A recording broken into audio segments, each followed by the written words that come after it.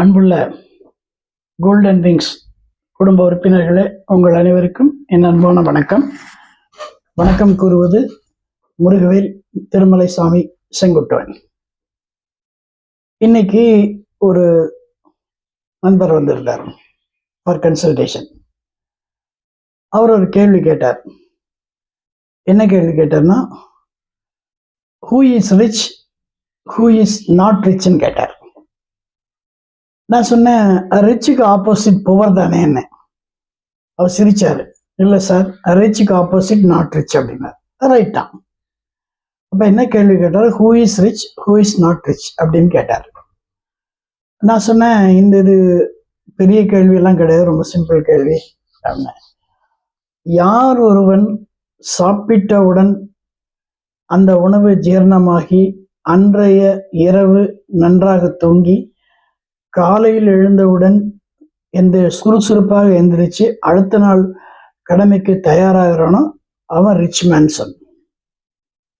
யார் போவன்னா, யாருனால சாப்பிட முடியாது, யாருனால தூங்க முடியாது, ராத்திரி 9 மணிக்கு 12 மணி 1 மணிக்கு எந்திரிச்சு உட்காந்து இப்படி உட்காந்துருப்பாங்க. என்னன்னு கேட்டால், எனக்கு தூக்கம் வரலையம்மா, அதுக்காக தூக்கம் வர்றதுக்காக மாத்திரையெல்லாம் வச்சுருப்பாங்க. ஹீ இஸ் நாட் ரிச் அப்படின்னு அவர் சிரிச்சாரு. சார், யூ ஆர் கரெக்ட் அப்படின்னாரு. இப்போ உங்களுடைய பிரச்சனைக்கு வருவோம். உங்களுக்கு என்ன பிரச்சனைன்னு? Sir, I am hardly aged 40. நான் ஒரு ஐடி விங்கில் இருக்கேன். I am earning much. என்னோட ஹைட்டு வெயிட்டு எல்லாமே நார்மலாக இருக்கு. எனக்கு ஒர்க்லோடு டிஃப்ரெண்ட் ஹவர்ஸில் வருது. நான் யூஎஸ் அட்டன் பண்ணிட்டு இருக்கனால அவங்களுக்கு டே டைம்னா எனக்கு பகல், அவங்களுக்கு நைட் டைம்னா எனக்கு பகல், எனக்கு டே டைம்னா அவங்களுக்கு நைட். அந்த மாதிரி சைக்கிள் வர்றதுனால உணவு பழக்கங்கள்லாம் மாறி வர்றதுனால சிரமம் ஒன்று. ரெண்டாவது, ரீசெண்டாக ஆஃபீஸில் பிளட் டெஸ்ட்லாம் பண்ணாங்க. அதில் எனக்கு சுகர் இருக்குன்னு கண்டுபிடிச்சாங்க, இன்சுலின் குறைபாடு கண்டுபிடிச்சாங்க. என்ன சார் அது, 40 இயர்ஸ் ஆச்சு அப்படின்னாரு. ஓகே, என்ன பண்ணீங்கன்னு கேட்டேன். எங்கள் ஆஃபீஸ்லேயே டாக்டர் ஒருத்தரை வர வச்சு எல்லாத்துக்கும் இந்த மாதிரி இன்சுலின் குறைபாடு உள்ளவங்களெல்லாம் உட்கார வச்சு அவங்களெல்லாம் என்ன நம்ம சாப்பிடணும், என்ன சாப்பிடக்கூடாதுன்னு சொன்னார். ஓகே, என்ன சாப்பிடணும் என்ன சாப்பிடக்கூடாதுன்னு அவர் சொன்னார். அவர் சொன்னார், ஒரு பெரிய ஷீட்டை காட்டினார். இதெல்லாம் சாப்பிடக்கூடாது. ஒரு வெள்ளை ஷீட்டை காட்டி கடைசியில் ஏதோ இதை சாப்பிட்லான்னாரு. நான் சிரித்தேன். என்ன சிரிச்சேன்னா, மனிதன் உயிர் வாழ்வதற்கு முக்கிய இதே உணவு தான். அவன் நல்லா இருக்கணும் அப்படின்னா அந்த உணவு இருக்கணும். இந்த உணவுல லிஸ்ட்டை போட்டு இதை சாப்பிடாதுன்னு கிடைச்சா உயிர் வாழ்ந்த பிரயோஜனமே இல்லையே. அதுவும் 40 இயர்ஸ். ஒரு மேரேஜ் ஆகி ஒரு 5 இயர்ஸ் ஆச்சு, ஒரே ஒரு சின்ன குழந்தை. இவங்களுக்கு இன்னும் long back since they have to travel. அப்போ என்னுடைய நண்பர், இந்த மாதிரி வாட்ஸ்அப் நண்பர் ஒருத்தர் பார்த்து அவர் அனுப்பிச்சு வச்சிருந்தாரு. அவருடைய ஹிஸ்ட்ரி பூரா கேட்டேன். அவருக்கு ஃபாதர் மதர் 2 பேருங்க டயபெட்டிஸ் இல்லை, grandfather grandmother diabetes இல்லை, அவங்க ஹெல்த்தியாக இருந்தால் இறந்து போயிருக்காங்க. அப்போ this is the present generation disease அப்படின்னு என்ன அர்த்தமா, பியூர்லி இது உணவு பற்றாக்குறை அல்லது உணவின் குறைபாடின் காரணமாக வந்த குறைதான். அதனால சுலபத்தில் தீர்த்தலான்னு சொன்னேன்னா அவர் ரொம்ப ஹாப்பி ஆகிட்டார். நிஜமா சார்? நான் நிஜமாக தான் அப்படின்னா. அப்போ நான் என்ன சாப்பிடணும் என்ன சாப்பிடக்கூடாதுன்னு நான் சொன்னேன். நீங்கள் எல்லாம் சாப்பிடுங்க, எல்லாமே சாப்பிடுங்க, ஆனால் ஒரு லிமிட் வச்சுக்கோங்க. அது எப்படி சார் லிமிட் வச்சுக்கிறதுன்னு? பசிச்ச உணர்வு வந்தோடனே சாப்பிடணும். சாப்பிட்டோன்னே கொஞ்ச நேரம் கழிச்சு வயிறு ஹெவியாக இருக்கும், மறுபடியும் மத்தியானம் நேரம் வந்துருச்சுங்க, அதுக்கு போய் சாப்பிடக்கூடாது. பசித்தால் சாப்பிட வேண்டும். பசிச்சுன்னா எப்படி தெரியும்னா, வாயில் உணவு போட்டு அதை ருசிக்கும். அப்போ அந்த உணவு உள்ள போச்சுன்னா அது செரிக்கும், சுலபத்தில் செரிக்கும். நீங்கள் பசிக்காத சமயத்தில் உணவு போட்டிங்கன்னா ஏற்கனவே உணவே உள்ளே இருக்கும். இந்த உணவு போனால் there is a chemical reaction that will be changed into poison. வேறு காம்ப்ளிகேஷன்ஸ் எல்லாம் கொண்டு வரும். டயரியா, டிசென்ட்ரி, வாமிட்டிங் என்னென்னலாம் கொண்டு வரும். கேஸ்ட்ரோஎன்டரைட்டிஸ் நிறைய சொல்லிட்டு போகலாம், நல்லா வரும். அப்போ நான் என்ன சாப்பிடணும் கரெக்டாக சொல்லுங்க. நான் சொன்னேன், ஒரு வேளை உணவு ஸ்கிப் பண்ணிவிடு. ஒரு வேளை உணவு, மத்தியான உணவை ஸ்கிப் பண்ணிவிடு. காலை உணவுல அரிசி இல்லாம பார்த்துக்கோ. நைட்டு உணவில் நீ அரிசியில் சாப்பிட்டுக்கலாம். இட்லி, தோசை, சப்பாத்தி, உப்புமா ஏதாவது சாப்பிட்டுக்கலாம். காலை உணவு நீ எப்படி சாப்பிட்டாலும் ஒரு மில்லட்டில் சாப்பிட்டுக்கோ. மில்லட்டில் கஞ்சியாக சாப்பிட்லாம், மில்லட்டில் பொங்கலாக சாப்பிட்லாம். அப்புறம் அது கூட வெஜிடபிள்ஸ் எல்லாம் வச்சு சாப்பிட்லாம். மத்தியானம் கண்டிப்பாக உணவை ஸ்கிப் பண்ணும்போது ஒரே ஒரு வெள்ளரிக்காய் கண்டிப்பாக சாப்பிடு. அல்லது ஒரு பழம், ஒரு பழம், ஒரு ஆப்பிள், இல்லைன்னா ஒரு கொய்யாப்பழம், இல்லைன்னா ஒரு மாதுளம்பழம் சாப்பிட்டு இது ஒரு நாள் நீ ட்ரை பண்ணு. சார் ரொம்ப அன்ஹெல்த்தியாக ஃபீல் ஆகாமல் இல்லை, நம்ம சிஸ்டம் அது அகாமடேட் ஆகிக்கும். உதாரணமாக நம்ம ஒரு காட்டுப்பாதையில் நடக்கும்போது கல் முள் இருந்துச்சுன்னு சொன்னால் கொஞ்ச நேரம் கால் கஷ்டப்படும். அப்போ நடக்க நடக்க அந்த கால் அதை பழகிக்கும். ஐயப்ப பக்தர்கள்லாம் பார்த்தோன்னா யாரும் செருப்பு போட மாட்டாங்க. அவங்க ஒரு வரி சொல்லுவாங்க, கல்லும் முள்ளும் காலுக்கு மெத்தை அப்படின்னு சொல்லுவாங்க. உண்மை அதுதான். நம்முடைய உணர்வுகள் அதுக்கு அட்ஜஸ்ட் ஆகிடும். அதனால நீ மத்தியானம் பட்னி பட்னி பட்னி நினைக்காத. நீ மத்தியானம் சாப்பிட்ற, என்ன சாப்பிட்ற? ஒரே ஒரு வெள்ளரிக்காய், ஒரு பழம், அப்புறம் ஒரு ஜூஸ் அல்லது ஒரு டம்ளர் வாட்டர். அது போக 11 o'clock கண்டிப்பாக ஒரு ஜூஸ் அல்லது ஒரு சூப் சாப்பிடணும். 11 o'clock காலை உணவு நான் சொல்லிட்டேன்.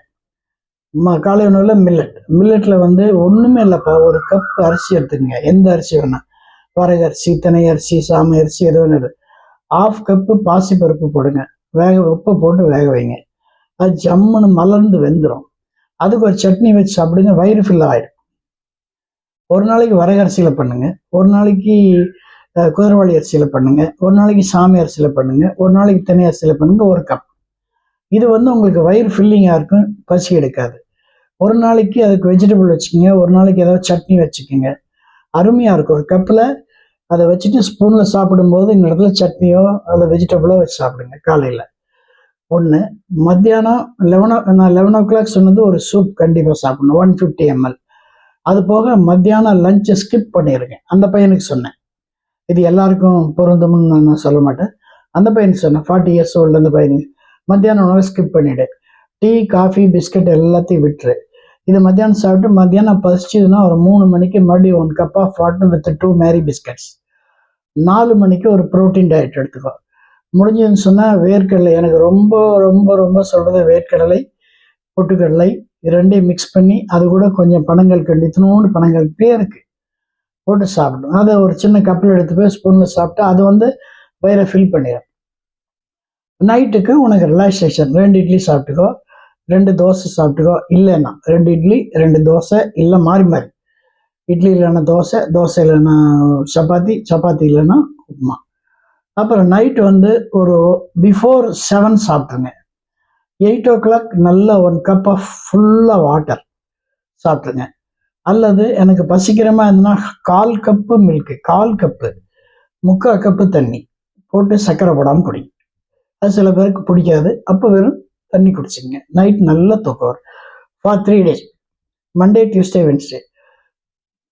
தேர்ஸ்டே அன்னைக்கு உங்களுக்கு இந்த உடம்பு அக்காமடேட் ஆகிக்கும், இந்த வயிறு அட்ஜஸ்ட் ஆகிக்கும்.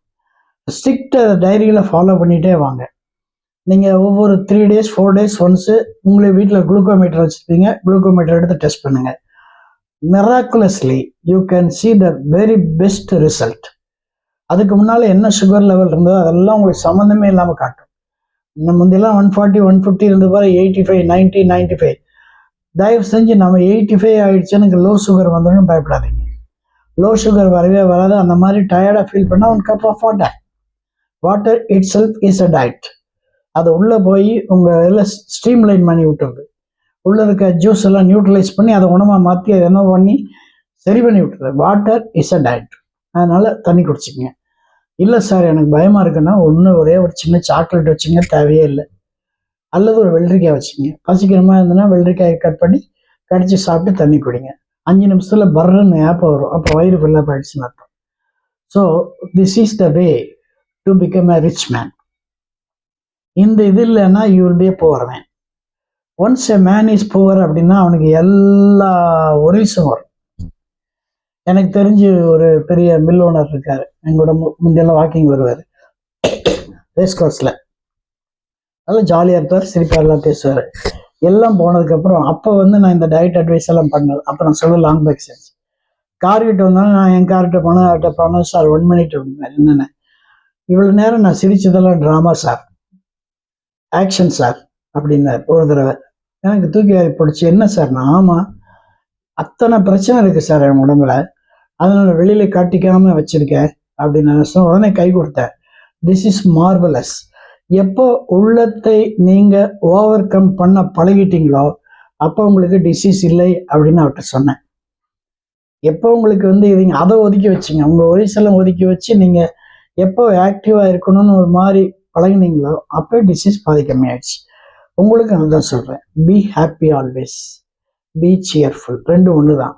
ஹாப்பினாலும் ஒன்று தான், சியர்ஃபுல்னாலும் தான். ஹாப்பினா நீங்கள் ஹாப்பியாக இருக்குது, சியர்ஃபுல்னா யாராவது சொன்னாங்கன்னா அதை நீங்கள் ஹாப்பியாக மாற்றினா அது சியர்ஃபுல்.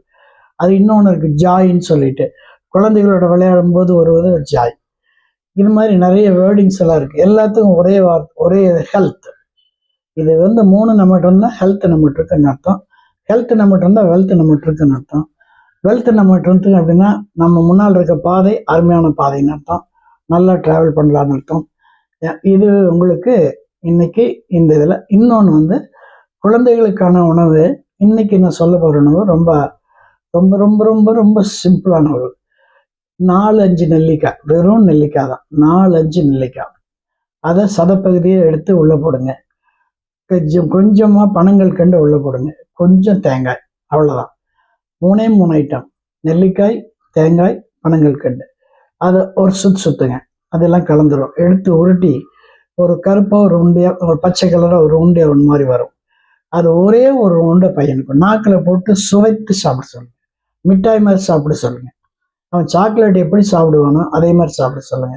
நாக்கில் அது நீங்களே இப்போ நீங்கள் செய்யும் போதே ஒன்று எடுத்து நாக்கில் வச்சிங்கன்னா அத்தனை சுரப்பிகள் வேலை செய்யும். உங்களுக்கும் தான். என்ன சர்க்கரை கொஞ்சம் கம்மியாக போட்டுங்க, அவ்வளோதான். அந்த ஒரு ஸ்பூன் சர்க்கரையினால ஒரு பெரிய இன்சுலின் மேலே கீழே இறங்கி அதெல்லாம் ஒன்றும் கிடையாது. எல்லாம் ஃபால்ஸ். நீங்கள் தைரியம் தான், உங்கள் மனசில் தைரியம் தான். ஒரு ஒரு இதில் பார்த்தேன், ஒரு கதை ஒன்று படித்தேன். ஒரு ஃப்ளைட் போயிட்டுருக்கு, 2 இன்ஜின் ஓடிட்டுருக்கு, 2 பைலட் பேசிகிட்டு இருக்கேன். திடீர்னு ஒரு பைலட், சார் இந்த ஃபியூல் டேங்க் ஒர்க் பண்ண மாட்டேங்குது அப்படிங்கிறார். ஃபியூல் டேங்க் ஒர்க் பண்ணல அப்படின்னா ஃபியூல் இண்டிகேட்டர் 0க்கு வந்துருச்சுன்னா ஃபியூல் சப்ளை இல்லைன்னா கீழே குதிச்சிடும். அந்த சமயத்துலையும் அவர் என்ன சொன்னார்னா, don't worry, try to again correct இட்னு சொல்லிட்டு இருந்தார். அவனும் ட்ரை பண்ணி கடைசியில் சக்ஸஸ் ஆயிடுச்சு. இவன் சொன்னதை பார்த்து அவரு பயந்து இருந்தான்னா உள்ள இருக்க 350 பேரும் போய்தான். அந்த மனசு நம்மளுக்கு வேணும். அந்த மனசு நத்திங் இஸ் தேர்னு மனசுக்குள்ள சொல்லிட்டே இருந்தா ஒண்ணுமே இல்லை. அதே மாதிரி தூங்கும்போது எவ்வளவு உடம்பு வலி இருந்தாலும் இன்னைக்கு நான் நன்றாக இருக்கிறேன், நாளைக்கு நான் நலமாக இருப்பேன், இன்னைக்கு நான் மகிழ்ச்சியாக இருக்கிறேன், நாளைக்கும் நான் மகிழ்ச்சியாக இருப்பேன் அப்படின்னு ஒரு கமெண்ட் உங்கள் மைண்டு கொடுத்துருங்க. அது மனசில் போய் செட் ஆகிடும். உங்களுக்கு உங்களுடைய வாழ்க்கை பாதை அருமையாக அமையும். நன்றி, வணக்கம், வாழ்த்துக்கள்.